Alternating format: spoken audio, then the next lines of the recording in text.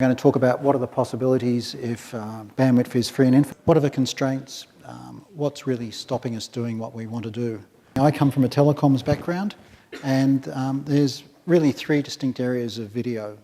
I think there's the non-real time, which you may want to rewind, pause, go back, look at your favourite scene again, that sort of thing. Then there's the what I consider to be the high-value part of video, which is interactive communications. So it's face-to-face, human-to-machine, that sort of thing. And the other thing to note about that is that's what requires symmetrical bandwidth.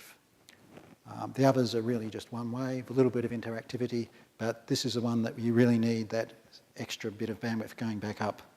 Number two, the real-time broadcast were the people that really dominated the development of the standards for digital video, the MPEG standards, and that's why we've sort of ended up with a compromise. The film industry wanted 240, which is this Panavision widescreen.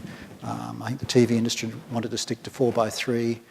Telco people are interested in 4:3 because people are really, like that. People aren't that big, but they won. And the other thing to note is that's why MPEG-2 has a very complex encoding function, but a very simple decoding function, because you are encoding it at the broadcast end, and we were all trying to decode it on our receivers, which needed to be cheap.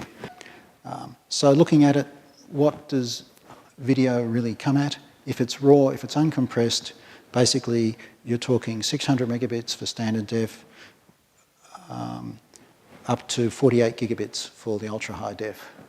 So that's a lot of bandwidth.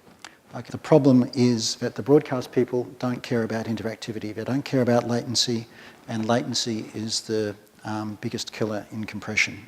A company called Atima claims that it's got a system working which will compress ultra-high def down to 15 megabits per second.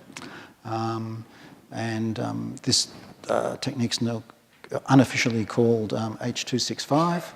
And if you apply it to the 8K Ultra Def, you'll get 60 megabits per second, which I guess is going to be hard to transmit over TV. Why is latency bad? Obviously it kills interactivity and it makes the effects of echoes much worse. When you're doing interactive communications, if we remember the days of satellite communications, when you heard your voice coming back to you a second later as you were talking to someone in Europe, you get this echo problem.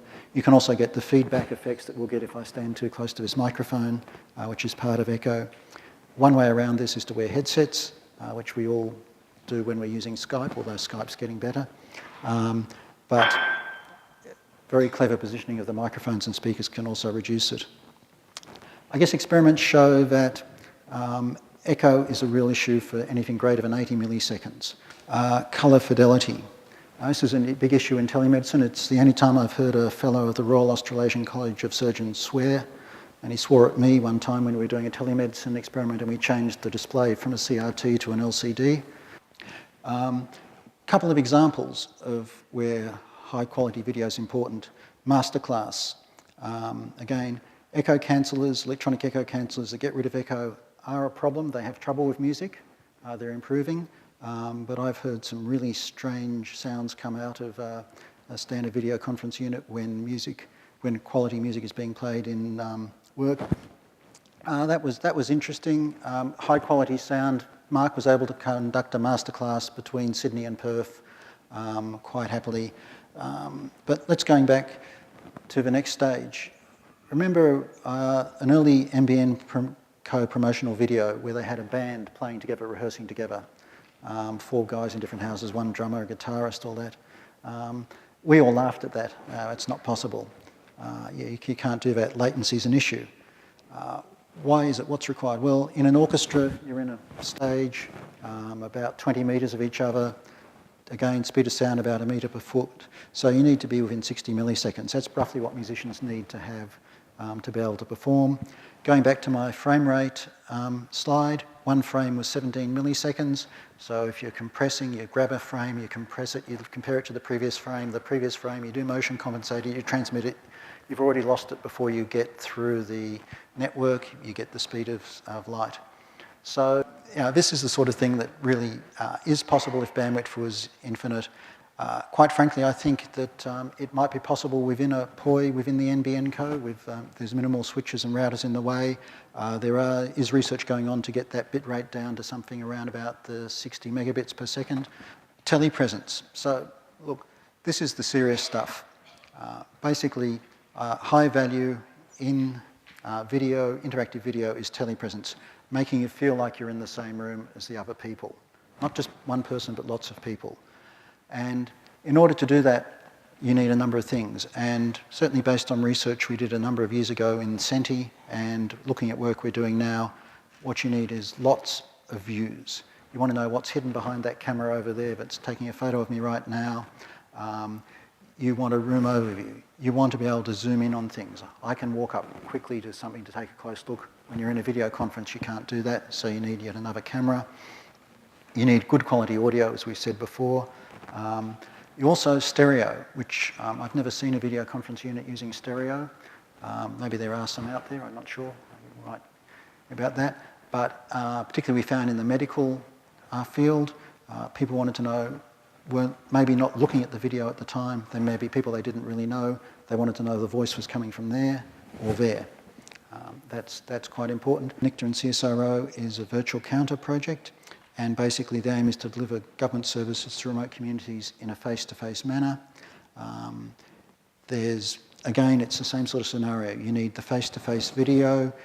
You may have biometric ID on the person. You need the third-party call. We may bring in a third person, an interpreter, a supervisor, if the customer, as the government people like to call us now, it gets stroppy or it's a difficult question. You want a room overview. You want to know who's collecting the money out of the cash machine. There's a lot of fraud and violence associated with some of these transactions. You'll need a document camera for interchanging. You might need a touch table for signature. You may have a cash dispenser.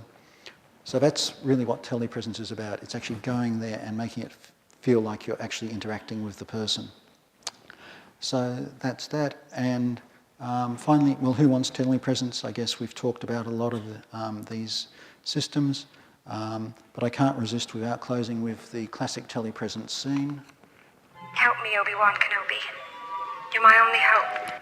And I'll finish with a comment that actually I don't think that's of any use. In any case, so that's my view on the world of video, and thank you.